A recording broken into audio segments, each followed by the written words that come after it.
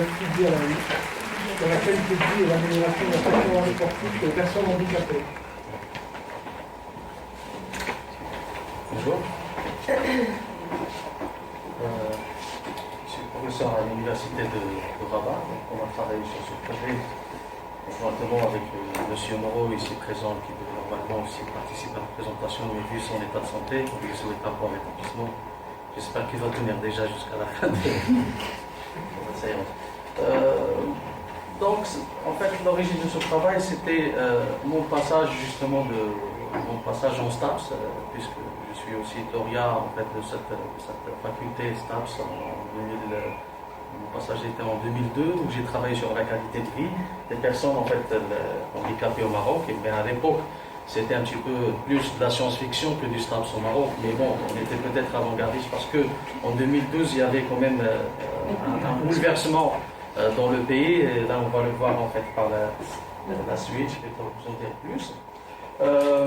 On est parti justement du rapport de l'évolution du rapport entre sport et handicap. Où il a connu en fait un changement à travers le temps, un changement qui dépend aussi du changement des sociétés d'un point de vue économique, politique, géopolitique, social, etc. Mais qui a abouti avec la consécration justement de l'handisport par les Jeux Olympiques. En quelque sorte, c'est une reconnaissance du handisport. Et il y a aussi le changement de la perception de la pratique sportive chez l'handicapé. C'est-à-dire qu'on n'est plus dans ce support de traitement, d'accompagnement, de traitement, surtout l'activité physique était plus en fait liée à la motricité, accompagnée en fait des exercices par exemple de kinésithérapie, dans la myotrophie musculaire liée à l'immobilisation par exemple d'un organe, donc on est plus sur la trophicité, etc. Donc c'était plus l'accompagnement et l'intégration des handicapés.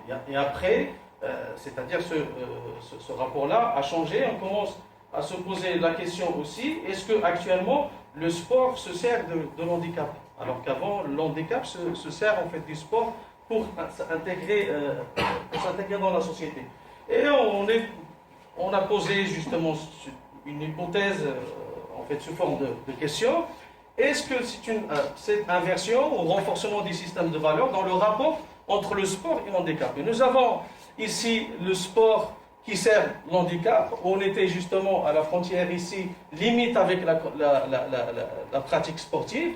Et on est toujours sur l'amélioration de la qualité de vie. La qualité de vie, c'est un terme d'origine américaine. C'était plus un slogan politique qu'autre chose. C'était qualité de vie ou la vie de qualité. Et après, à travers le temps, se transformer carrément en science, en fait, c'est-à-dire en champ d'études et reconnu par l'OMS.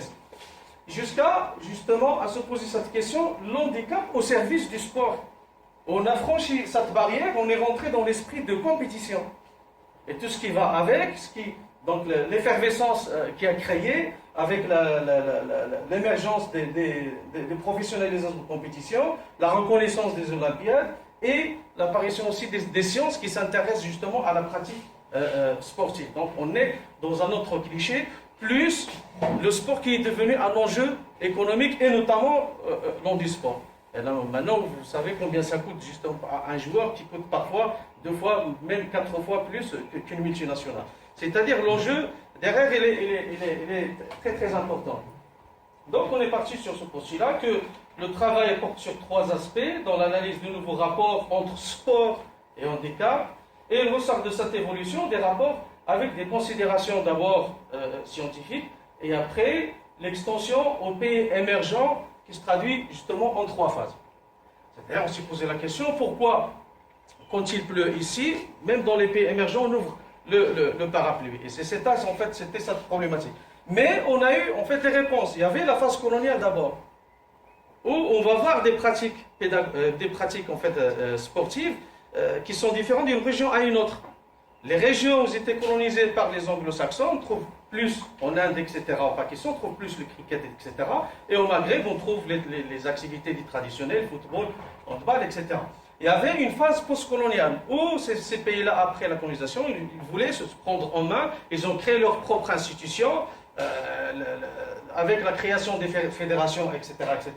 Ils étaient fiers de l'être. Pourquoi? Parce que c'est un terrain où on va rentrer en confrontation avec les pays en fait du Nord. Donc c'est une opportunité aussi pour se montrer. Et la phase de triomphe de la mondialisation. La mondialisation qui se traduit justement par l'ouverture du marché mondial, par en fait les échanges intercontinentaux.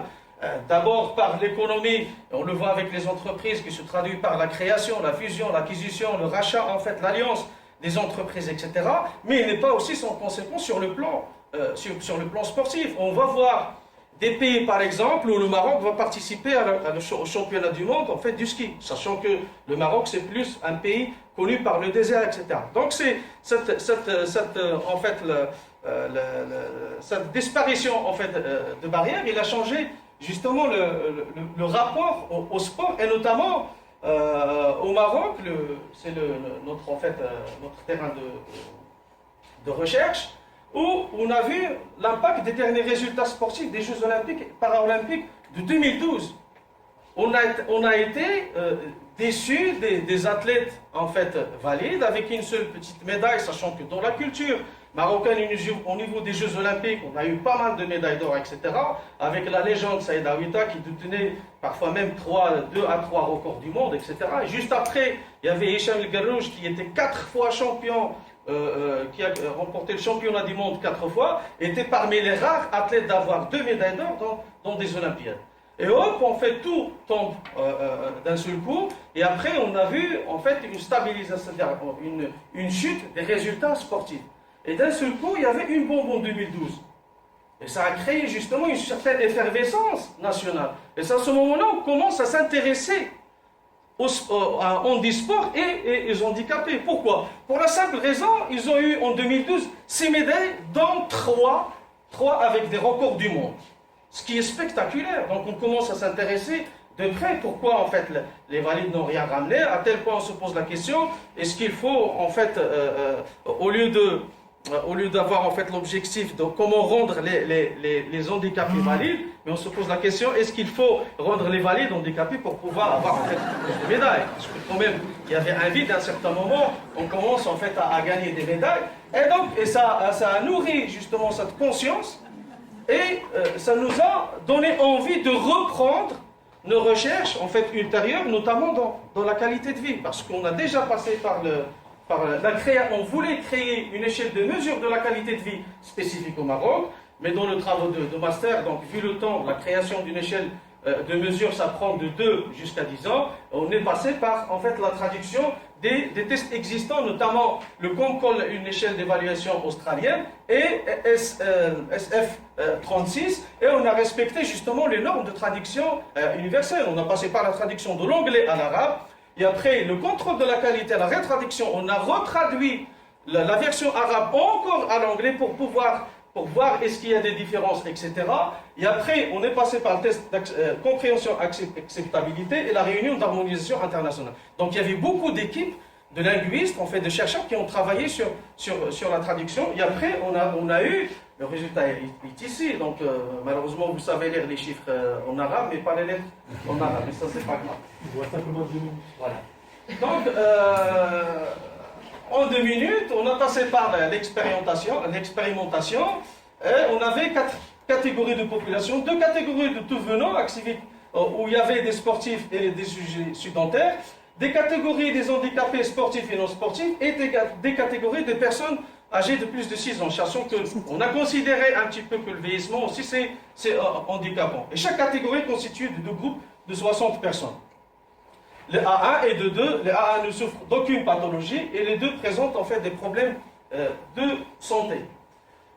Les premiers constats, c'est la mise en évidence de l'aspect subjectif des 2 tests traduits. Donc il y a une certaine part de subjectivité parce qu'on évalue plus le ressenti. C'est pas comme quelque chose, on évalue la performance, nous avons un chronomètre, c'est objectif, etc. L'identification des problèmes liés à la culture et à l'instruction, parce que dans la passation, nous avons trouvé des problèmes avec la population, surtout handicapée, qui avait malheureusement moins d'accès à l'école. Donc, nous avons 2 tiers des personnes interrogées, c'était en fait des analphabètes. C'est-à-dire, il y a des considérations plus culturelles en fait qui rentrent en jeu. Synthèse des résultats, l'existence d'une corrélation entre pratique sportive et l'amélioration de la qualité de vie, Une confirmation de la validation et la traduction de nos tests, ça nous a permis justement de valider nos tests, et le caractère triptyque, handicap, qualité de vie, sport qui dépend d'abord des sociétés, de leur perception, etc., des niveaux de développement d'un point de vue de civilisation, développement d'un point de vue de culture, socio-économique, etc., et le mode de perception de l'handicap. Parce qu'il y a un changement dans les mentalités marocaines, où autrefois les familles même allaient jusqu'à cacher leurs enfants handicapés, etc. Et par rapport à la perception qu'on a par rapport au sport. Et ça aussi c'est très très important. Et donc on a abouti aussi à quelques pistes de réflexion qui peuvent vous intéresser, des projets de recherche dans l'étude comparative avec d'autres travaux dans ce domaine, repenser le handicap en tenant compte des spécificités locales, et là on peut faire des études comparatives, par exemple ce qui se passe en Algérie, par exemple, c'est pas en Tunisie, en Égypte, etc. Création de nouveaux tests, là c'est notre projet, on est en train de créer un test spécifique en fait et générique, notamment à partir des systèmes de combinaison des échelles existantes. L'handisport, en fait, pour conclure, c'est une clé d'entrée pour la prise de conscience des rôles des APS, des APA et de l'EPS et du sport en général dans la gestion de l'handicap. Le sport comme moyen d'amélioration de la qualité de vie, de la personne handicapée en particulier et de l'homme en général. Et l'apport incontestable des équipes pluridisciplinaires, c'est-à-dire que ça implique aussi le travail des médecins et des biomécaniciens, des psychologues, des sociologues, en fait, pour aboutir à de bons résultats. Je vous remercie de votre attention.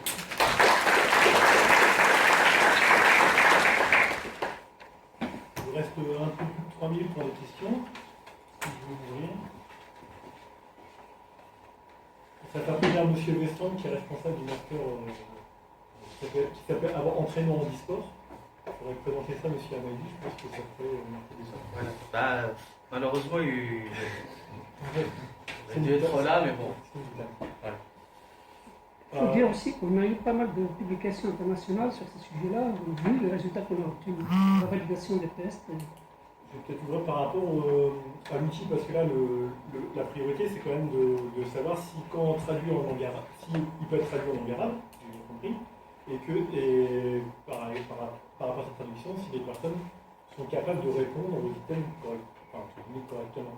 Mais est-ce qu'on peut penser que, parce qu'entre l'arabe marocain, comme je me souviens, l'algérien, le tunisien, le djihadien, il peut y avoir quand même des mots qui sont des faux amis. Est-ce que cet outil peut être retranscrit sur toute la plaque du Maghreb du Nord ou pas? Quand j'ai parlé d'arabe, j'ai parlé en fait de l'arabe classique en fait, qui existe chez tous les pays qui parlent arabe. On a un seul arabe. Surtout le bassin méditerranéen. Le monde arabe. Le monde arabe en général. D'accord. Tout le monde arabe. Juste la plaque asiatique. Même l'Arabie Saoudite, tout le monde arabe. Golfe, tout. C'est la même langue. Il n'y a qu'une seule langue. C'est la langue du Coran. C'est ça ce qu'on appelle l'arabe classique ou littéraire. Par contre, ce que tu avais dit tout à l'heure, c'est littéraire. C'est-à-dire c'est spécifique à chaque pays. Même au Maroc, on a par exemple l'arabe du Nord qui est différent de l'arabe du Centre et du Sud. C'est ma question, c'est tout. Voilà. Donc c'est-à-dire qu'on peut Donc ça c'est l'arabe international. On peut le passer à... Non, on peut le passer en Arabie Saoudite. Oui, on peut le passer. Ouais, voilà. Dès que vous dites salam alaikum, on vous donne en fait. Quels sont les items où vous avez le plus de difficultés à traduire ou quelles difficultés vous avez rencontrées dans la traduction? Ben, il y avait déjà, dans l'adaptation de cette échelle, il y avait déjà le côté socio-économique. Parce qu'il y a des questions, en fait, d'ordre socio-économique. Donc la situation, par exemple, dans le Concol, la situation de citoyens australien n'est pas la même que le marocain. Mais on est parti voir le Haut Commissariat de plan au Maroc qui nous a donné des chiffres sur en fait les entrées des ménages, sur le niveau de vie des Marocains, sur l'espérance de vie, etc. Et on a pu adapter ces items-là en fonction du terrain marocain, justement pour ne pas trouver des problèmes. Le problème qu'on a trouvé, c'est au niveau de la passation, parce que nous avons trouvé des sujets qui étaient justement analphabètes. Rien que entre 2003, où je me présentais avec mon questionnaire, et actuellement, il y a déjà un changement. Avant, quand je me pointais chez les sportifs handicapés, ils ont l'impression que je suis venu pour leur donner quelque chose.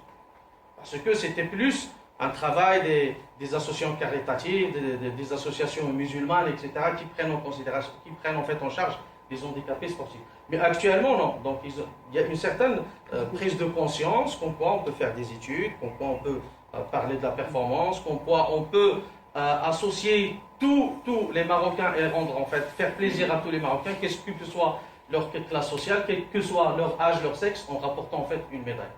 Et ça, c'est pas le sport en fait qui va dire ça. Et donc, vous parliez d'une partie de la population qui était analphabète.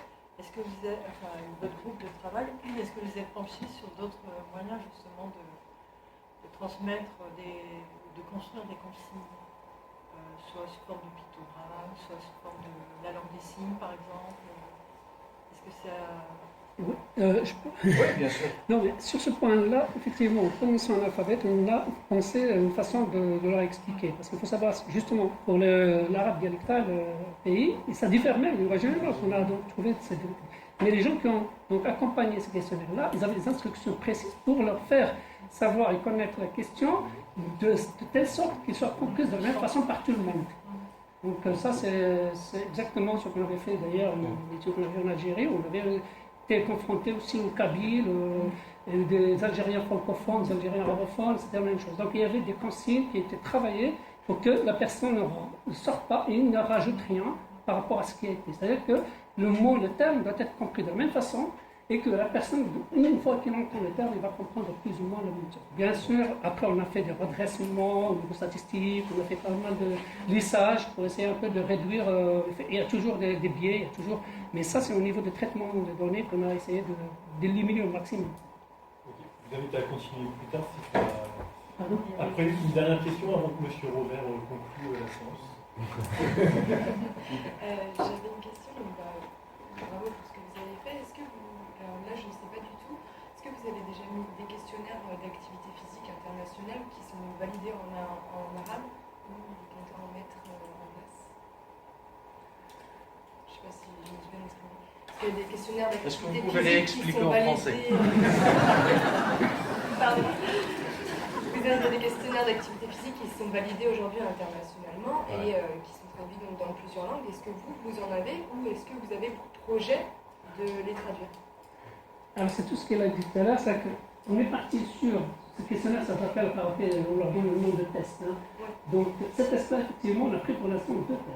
Un test 5 à 5, qui est plus ou moins adapté, qui est donc spécifique. Hein. Et après, il devient générique. C'est ça aussi la question. Et il y a le SF36 qui est un peu général et qui prend un peu en considération pas mal d'éléments.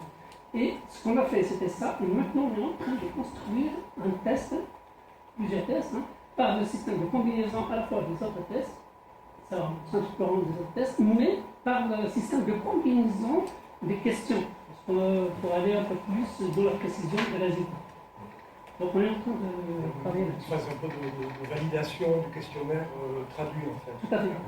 Parce que, en fait, ce qu'il a dit tout à l'heure, la traduction, ça demande à peu près 2 ans, mais la création, ça va jusqu'à 10 ans, avec les moyens. Je ne parle même pas de la validation internationale. Pour l'instant, ça va être, bien sûr, au niveau de PSA. Pour terminer cette session, je voulais poser une question un peu sur le ton de l'humour, mais je m'inquiète parfois de mon humour. Je ne voudrais pas vous blesser. Vous êtes arrivé à handicaper beaucoup de Marocains. Pour avoir beaucoup plus de médailles. Voilà, non. Non, il faut aussi reconnaître une chose, c'est qu'actuellement, à l'arrivée de ce roi, Messi, c'est effectivement, c'est le premier qui s'intéresse d'ailleurs, c'est-à-dire que le peuple s'en couvert finalement. C'est ça aussi. Avant, bon, c'était en fait une charge sur la société. Actuellement, non, c'est considéré comme un citoyen par entière au niveau politique. Et du coup, même plus. C'est-à-dire que là, ceux qui veulent travailler dans ce domaine-là, sur ces catégories-là, ben, ils sont les bienvenus, il y a des financements et tout ce qu'il faut. Donc, ils leur donnent quand même leur droit de citoyen. Donc, le problème de citoyenneté qui rentre là-dedans. Et on a créé même actuellement, ça existe, la fédération en fait, du sport. Quand on va aller faire les tests administratifs au Maroc. Ben oui. Là, il y a des possibilités. Ouais, on est fort là-dessus. Merci beaucoup. Merci.